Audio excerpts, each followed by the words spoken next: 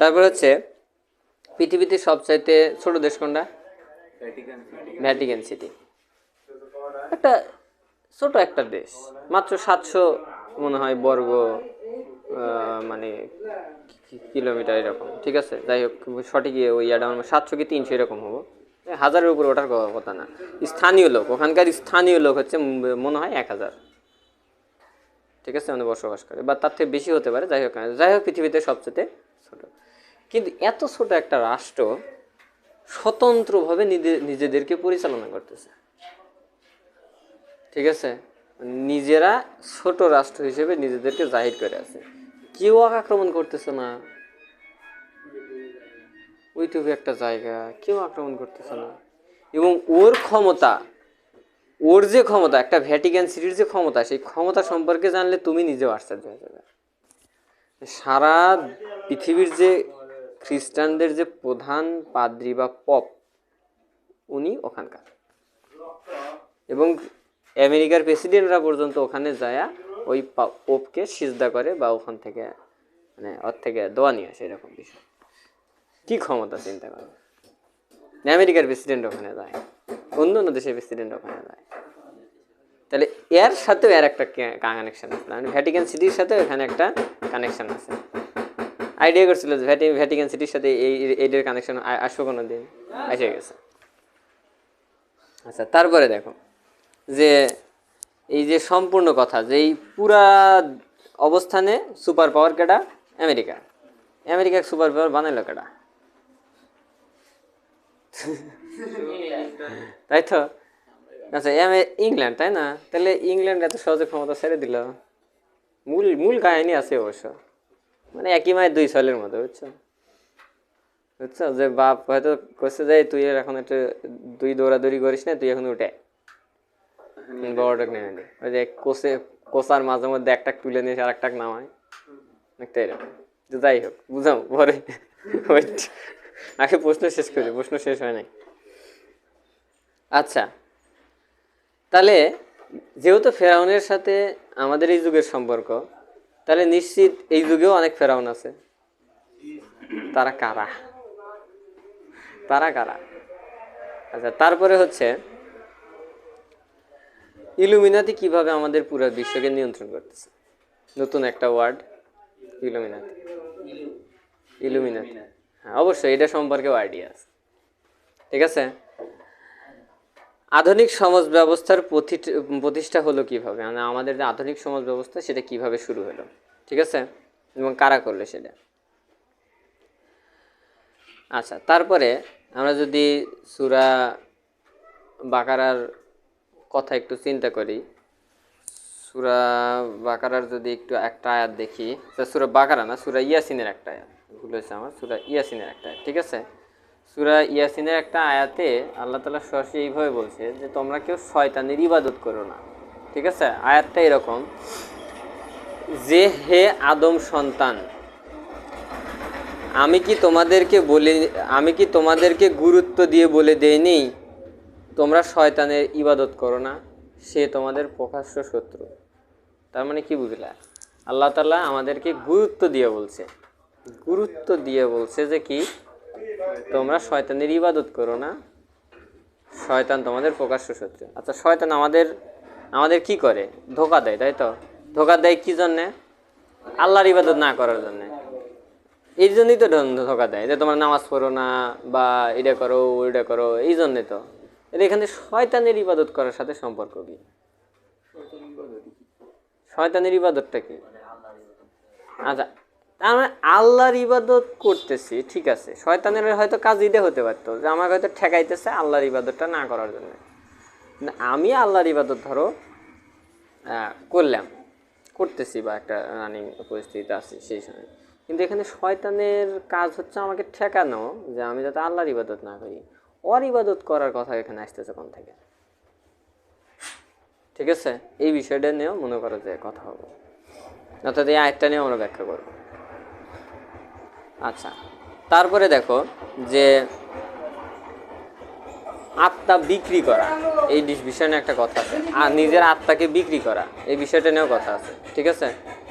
তারপরে দেখো Facebook, YouTube, TikTok বা সামাজিক যোগাযোগ মাধ্যম, বিভিন্ন ধরনের গেম, ঠিক আছে, এগুলো আমাদেরকে কি ক্ষতি করতেছে, মানে এগুলা আমাদেরকে যে দিয়ে রাখছে, এগুলা যে আমাদেরকে দিছে, দেওয়ার সাথে মানে এদের সাথে আমাদের সম্পর্কটা কি, মানে ক্ষতিটা কি, কি হচ্ছে আমাদের মূল ক্ষতিটা কি? আমি তো স্যার ক্ষতি হচ্ছে সলপলের চোখের পাওয়ার কমে যাচ্ছে, সলপল হয়তো পড়াশোনা কম করতেছে, বা হয়তো, কিন্তু এটা না, এটার পিছনে একটা ক্ষতি আছে। মূল ক্ষতিটা কি, মানে প্রধান ক্ষতিটা কি, সেটা আমরা জানি না, সেটাই খুঁজে বের করবো, ঠিক আছে। তারপরে হচ্ছে যে পেট্রোল যখন কিনতে যাওয়া হয়, বেশিরভাগ কেমিক্যাল উৎপন্ন হয় কিন্তু মনে করো পেট্রোল থেকে, বুঝছো, বেশিরভাগ কেমিক্যাল উৎপন্ন হয়েছে পেট্রোলিয়াম থেকে। পেট্রোল তো না, পেট্রোলিয়াম, যেটা ওই যে মাটির নিচ থেকে যে তেলটা পাওয়া যায়, সেই তেল থেকে। এই পেট্রোলিয়ামটা কিনতে কেন ডলারের দরকার হয়, বুঝছো, কেন ডলারের দরকার হয়? টাকা নিয়ে গেলে পেট্রোল দিব না, ডলার নিয়ে গেলে দিব। আচ্ছা, তারপরে দেখো, তাহলে আমাদের এই যে কয়েকটা প্রশ্ন ছিল, ঠিক আছে, এই প্রশ্নের সাথে মনে করো যে আরও কিছু প্রশ্ন ধীরে ধীরে আবিষ্কার হবো, তবে আমরা সিম্পলভাবে এই প্রশ্ন কয়টা সম্পর্কে একটা ধারণা নিলাম। এখন আপাতত আমি জাস্ট 5 মিনিট এই প্রশ্ন সম্পর্কে তোমাদের থেকে প্রশ্ন নেব, উত্তর পরে করতেছি, উত্তর এখন দিচ্ছি না, তোমরা বলতে পারো আপাতত উন্মুক্ত 2-4-5 মিনিট। তারপরে আমি দাজ্জাল সম্পর্কে আজকে আলোচনা করবো, আজকে শেষ হবো না, কোনোদিন আজকে শেষ হবো না আমাদের আলোচনা, বলতে পারো। বলো, সমস্যা নাই, কারো কোনো প্রশ্ন থাকলে বলো। হ্যাঁ, হ্যাঁ, আচ্ছা, এটাতে কি ক্ষতি? আমাদের দেশে চলছে, কিন্তু অন্যান্য রাষ্ট্রে আছে যে মানে নিষিদ্ধ। হ্যাঁ, অন্যান্য রাষ্ট্রে আছে নিষিদ্ধ। এটা একটা প্রধান খারাপ কাজটা হচ্ছে, দেখো, এমন মানে তোমার আগে বোঝা লাগবে সঠিক ইসলামটা কি। আমি যে ধরো ইসলাম পালন করবো, সঠিক ইসলামটা কি, তাই তো? যখন সঠিক ইসলাম সম্পর্কে বুঝবে, তখনই বুঝবে যে ফেসবুক, ইউটিউব, টিকটক এগুলো আমাদেরকে কিভাবে ব্যস্ত রাখছে, ঠিক আছে, কিভাবে আমাদেরকে ব্যস্ত রাখছে, এই বিষয়টা সম্পর্কে ক্লিয়ার করবো। বাট আর কোনো প্রশ্ন আছে যেটা প্রশ্ন তুমি বোঝো নাই, এটা আগে বলো। অ্যান্সার আমরা আসতেছি, সবগুলো প্রশ্ন অ্যান্সার করবো। অ্যান্সার নিয়ে এখন কোনো কথা না আমাদের, হয়তো প্রশ্ন বোঝো না, এরকম কোনো প্রশ্ন আছে কিনা। আচ্ছা, এখন যদি এটা প্রশ্ন হয়ে থাকে, তাহলে আমি একটু আগে দাজ্জাল সম্পর্কে ক্লিয়ার করে দিই। কারণ দাজ্জাল কি জিনিস, এটা কার কার আইডিয়া আছে বলতে পারবা? মোটামুটি একটা আইডিয়া আমি একটা হচ্ছে শুনছিলাম। কারণ একটা বিষয় কি, খুব কম মেম্বার দেখি, মেম্বার মানে তো বোঝোই, মসজিদের মেম্বার, খুব কম মেম্বার দেখি যে মেম্বারে এমন কোনো দিন দাজ্জালের ফিতনা থেকে, মানে দাজ্জাল সম্পর্কে আলোচনা করা হয়, খুব কম মেম্বারে, ঠিক আছে। মুহাম্মদ সাল্লামের একটি স্পষ্ট হাদিস আছে, দাজ্জাল তখনই প্রকাশ হবো যখন মানুষ দাজ্জালের কথাটা ভুলে যাওয়া বলতে এরকম বলে নাই উনি যে একবারই মন থেকে মুছে যাব। হয় দাজ্জাল সম্পর্কে জানবো না, মানে দাজ্জাল কি এটা বুঝবো না, অথবা দাজ্জাল কিভাবে আমাদের ভিতরে ঢুকবো সেটা বুঝবো না, অথবা মনে করো যে মেম্বার থেকে আলোচনাটা উঠে যাবো, ঠিক আছে। কোনো দেখবা যে খুব কম মসজিদেই দাজ্জাল সম্পর্কে আলোচনা করা হয়, ঠিক আছে। তে প্রথম হচ্ছে দাজ্জাল আমাদের পৃথিবীতে যখন আসবে, দাজ্জালের প্রধান প্রধান কাজগুলো কী হবে সেটা আগে বলবো। উনি প্রথমত আগে বলবে যে আমি তোমাদের নবী, ঠিক আছে, এরকম ধাপে ধাপে ও নিজেকে বলবে আমি তোমাদের সৃষ্টিকর্তা। আল্লাহ ওকে একটা বিশাল পাওয়ার দিবে, বিশাল ক্ষমতা, মানে কি বলে, ও যা চাবে সেটাই মনে করে হবে, এরকম একটা ক্ষমতা দিবে আল্লাহ, ঠিক আছে। যে তুমি যদি ধরো কথার কথা ও বলতেছে, ওর সামনে তুমি মনে করো পড়ছো, এখন ও তোমাকে বলবে যে তুমি কি চাও, বলে আমি চাচ্ছি যে আমার হয়তো দাদা আজ থেকে 25 বছর আগে মারা গেছে, তাহলে ওনাকে দেখতে চাচ্ছি, ঠিক আছে। ও শুধু কবরের দিকে ইশারা করবে, ওখান থেকে দেখবে তোমার দাদার একটা মানে তোমার দাদা উঠে চলে আসতেছে। ঠিক আছে, এখন এখানে দাদা উঠে চলে আসা বলতে শয়তান তোমার দাদার রূপ ধরে আসবো, বাট আসা সেরে তোমাকে বলবো শোন শোন আমি মরে গেছি, তো আমি বুঝতেছি ঠেলা, এই আমি মরার পরে দিয়ে দেখতেছি আমি যা যা করছিলাম আল্লাহর ইবাদত সব ভুল, তুই এই এর কথা শোন, এইটি সঠিক।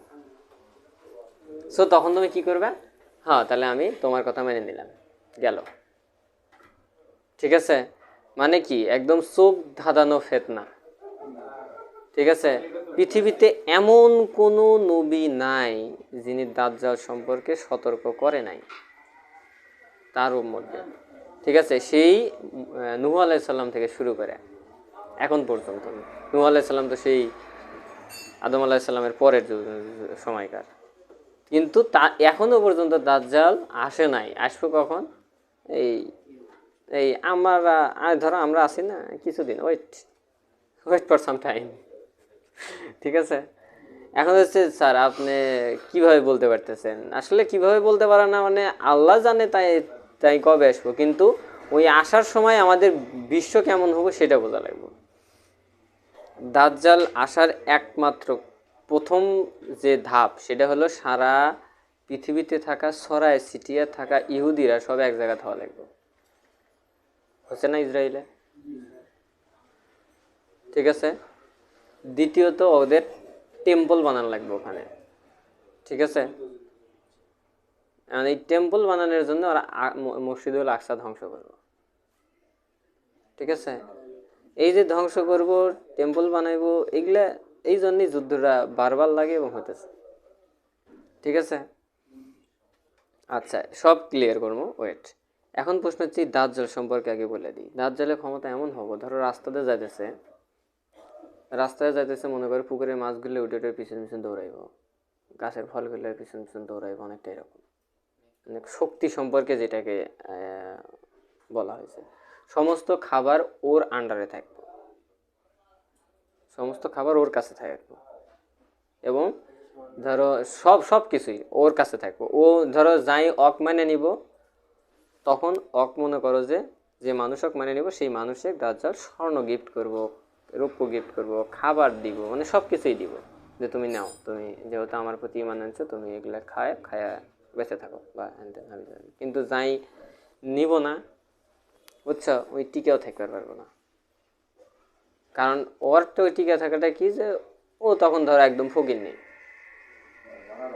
ঠিক আছে, এখন প্রশ্ন হচ্ছে যে সেই সময় খাবার পাবো না, ওই খিদে পেটে খাবার পেতেছে না, এমন দাজ্জালের কাছে গেলে ওর কাছে ইমান আনলে পারে তোমার দুনিয়া আখিরাত সব ধ্বংস।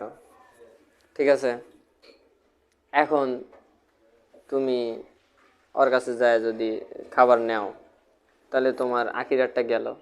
যদি না নেও তাহলে তুমি এই মুহূর্তে খেয়ে পারতেছো না, তাই তো? তার মানে ও সমস্ত সম্পদকে নিজের কাছে রাখবো, তাই তো? এই সমস্ত সম্পদকে এক জায়গায় পুঞ্জীভূত করতে থাকবো। ঠিক আছে, এই পুঞ্জীভূত করার যে একটা সিস্টেম, সেই সিস্টেমটাই গত 100 বছর হলে ব্যাংকিং সিস্টেমের মাধ্যমে চালাইতেছে। কিভাবে চালাইতেছে সেটাও বুঝাবো। ঠিক আছে, এখন দাজ্জালের অনুসারী কারা? দাজ্জালের অনুসারী কারার ভিতরে যদি আসি, প্রথমত আসে দাজ্জাল হলো ওই যে ইহুদিরাই হচ্ছে প্রধান অনুসারী। ঠিক আছে, তারপরে মনে করো যে মেয়েরা সাধারণত দাজ্জালের প্রধান অনুসারী বেশি হবো। ঠিক আছে, তো এই বিষয় সম্পর্কেও ধারণা আছে। তার আগে আমি একটা হাদিস সম্পর্কে একটা আইডিয়া দিই। দাজ্জাল পৃথিবীতে এক্সিস্ট করে, মানে এখনও পৃথিবীতে বেঁচে আছে। ঠিক আছে, সেখানে হচ্ছে তামিম দাই নামে একজন সাহাবী। উনি প্রথমত ছিল না, মানে উনি প্রথমত খ্রিস্টান ছিল, পরবর্তীতে এই ঘটনার জন্য উনি মুসলমান হয়।